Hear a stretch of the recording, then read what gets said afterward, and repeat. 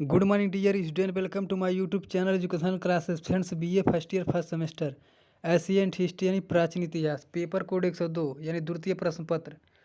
Previous year semester का जो exam हुआ था उसी का ही पेपर है और आप लोग इसे पूरे दे लेते हैं तो परीक्षा में आपको इसमें से लगभग 10 प्रश्न हूबहू मिल जाएंगे। बाकी इसी तरह प्रश्न पूछे जाएंगे आपके पेपर में।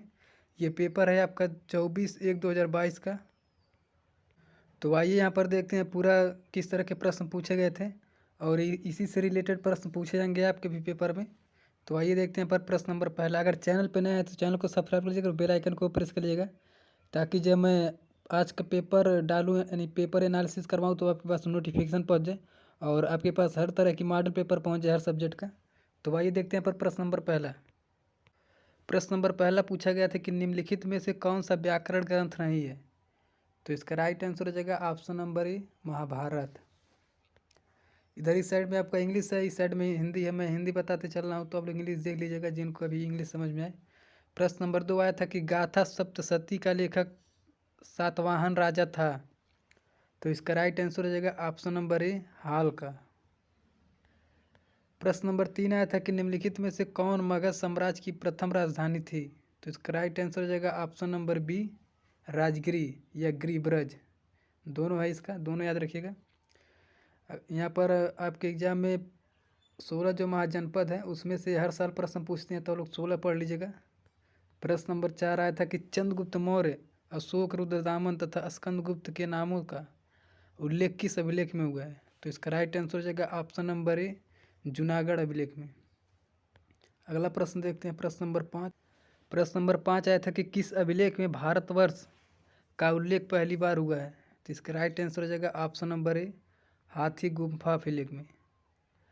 प्रश्न नंबर 6 था कि किस किस शुंग शासक ने 2 अश्वमेध यज्ञ किए थे। तो इसका राइट आंसर हो जाएगा option number C, Pushyamitra Shunga ने किया था 2 अश्वमेध शासक यानी यज्ञ। अगला प्रश्न आया था कि अशोक ने गया जिले में बराबर पहाड़िया पर किसके लिए गुफा बनवाई थी। तो इसका राइट आंसर हो जाएगा ऑप्शन नंबर ए, आजीवक के लिए। अगला प्रश्न आया था कर्ण राजवंश का संस्थापक कौन था। तो इसका राइट आंसर हो जाएगा ऑप्शन नंबर सी, वासुदेव कर्ण था। प्रश्न नंबर 9 आया था कि निम्नलिखित शासकों में से किसने युद्ध भूमि में महाशिलाकंठक का प्रयोग किया था। तो इसका राइट आंसर हो जाएगा ऑप्शन नंबर सी, अशोक ने। अगला प्रश्न आया था प्रश्न नंबर 10। किस अभिलेख ने चंद्रगुप्त की सेनाओं को डाकुओं का गिरोह कहा है यानी किस लेखक ने कहा था। तो इसका राइट आंसर हो जाएगा ऑप्शन नंबर बी, जस्टिन ने कहा था जो चंद्रगुप्त मौर्य की सेना को डाकुओं का गिरोह। एक क्वेश्चन आ सकता है आपके पेपर में। प्रश्न नंबर 11 देखते हैं। उदयन किस धर्म का अनुयायी था। तो इसका राइट आंसर हो जाएगा ऑप्शन नंबर बी, जैन धर्म का। अगला प्रश्न आया था प्रश्न नंबर 12 कि आंध्र सातवाहन वंश का सबसे पराक्रमी शासक कौन था। तो इसका राइट आंसर हो जाएगा ऑप्शन नंबर डी, गौतमी पुत्र सातकर्णी। अगला प्रश्न आया था प्रश्न नंबर 13 देखते हैं। सिकंदर ने भारत पर कब आक्रमण किया। तो इसका राइट आंसर हो जाएगा ऑप्शन नंबर ए, 326 ईसा पूर्व को। अगला प्रश्न आया था कि किस वंश के शासकों ने क्षत्रप शासन प्रणाली चलाई थी यानी प्रचलित की थी।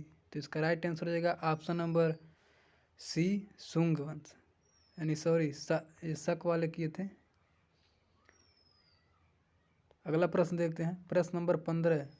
अशोक की पुत्री का क्या नाम था जो बौद्ध धर्म के प्रचार के लिए श्रीलंका गई थी। तो इसका राइट आंसर हो जाएगा ऑप्शन नंबर ए, संघमित्रा। और उसके एक पुत्र थे कौन, महेंद्र यानी महेंद्र। तो दोनों याद रखिएगा, संघमित्रा और महेंद्र दोनों श्रीलंका गए थे बौद्ध धर्म के प्रचार के लिए। अगला प्रश्न आया था कि अशोक के राज्याभिषेक के किस वर्ष कलिंग युद्ध हुआ था। तो इसका राइट आंसर हो जाएगा ऑप्शन नंबर सी, 8वें वर्ष। अगला प्रश्न आया था द्वितीय बौद्ध संगीति का आयोजन कहाँ हुआ था। मोस्ट इंपॉर्टेंट क्वेश्चन है। तो इसका राइट आंसर हो जाएगा राजगृह में। सॉरी, यहाँ पर प्रथम वाला हुआ था राजगृह में, दूसरा आपका वैशाली में हुआ था, तीसरा आपका पाटलिपुत्र और चौथा आपका कुंडलवन कश्मीर में हुआ था। तो चारों याद रखिएगा एक साथ। पहला आपका कहाँ हुआ था, राजगिरी में, दूसरा वैशाली में, तीसरा पाटलिपुत्र और चौथा कुंडलवन कश्मीर। तो चारों याद रखिएगा, परीक्षा में इसमें से हर साल परीक्षा प्रश्न रिपीट होते हैं, तो चारों याद रखिएगा। अगला प्रश्न आता है कि चंद्रगुप्त मौर्य ने कब सेलुकस को पराजित किया था? तो इसका राइट आंसर हो जाएगा ऑप्शन नंबर बी, 305 ईसा पूर्व।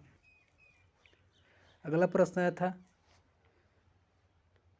किस राजा ने सर्वप्रथम सुदर्शन झील का निर्माण करवाया था? तो इसका राइट आंसर हो जाएगा option number B, Chandragupta Maurya ने। प्रश्न नंबर 20, प्राचीन भारत का प्राचीनतम साहित्य साक्ष्य है? तो इसका राइट आंसर हो जाएगा ऑप्शन नंबर डी, महाभारत। अगला प्रश्न 21 देखते हैं, खारबेल किस मत का अनुयायी था? तो इसका राइट आंसर हो जाएगा ऑप्शन नंबर डी, जैन मत का। प्रश्न नंबर 22 आया था कि कुणिक उपाधि थी? तो इसका राइट आंसर हो जाएगा ऑप्शन नंबर ए, अजातशत्रु की।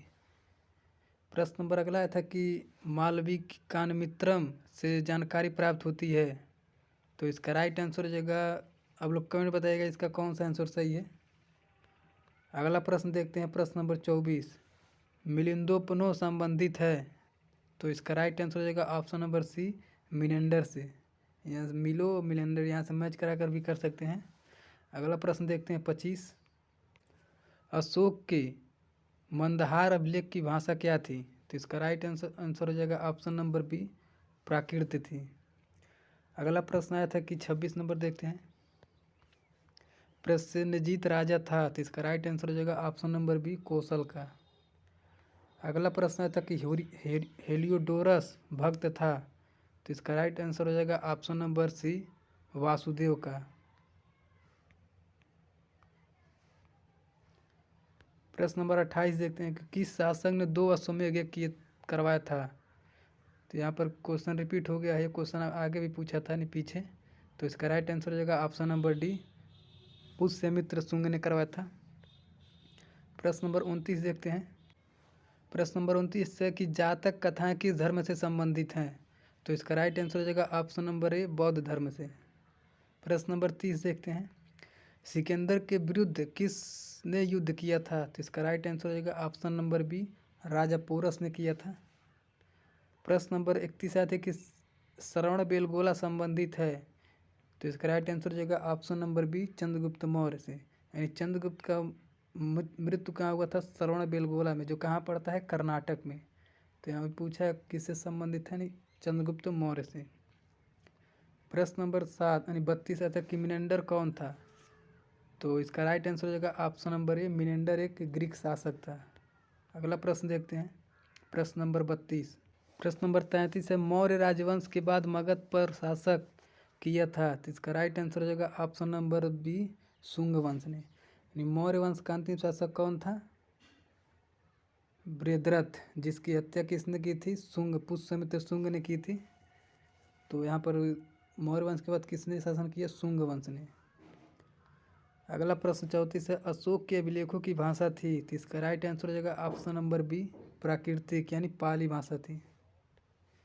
अगला प्रश्न है कि 35 नंबर, खारबेल के इतिहास का प्रमुख स्रोत है? तो इसका राइट आंसर हो जाएगा ऑप्शन नंबर बी, हाथी गुफा अभिलेख।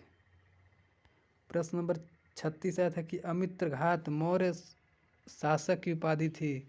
तो इसका राइट आंसर हो जाएगा ऑप्शन नंबर बी, बिंबिसार यानी बिंदुसार था यहाँ पर। ऑप्शन नंबर 20 का अमित्रघात से कौन संबंधित है? बिंबिसार।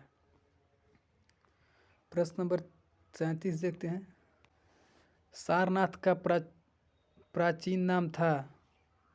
तो इसका राइट आंसर हो जाएगा ऑप्शन नंबर ए, ऋषिपत्तन।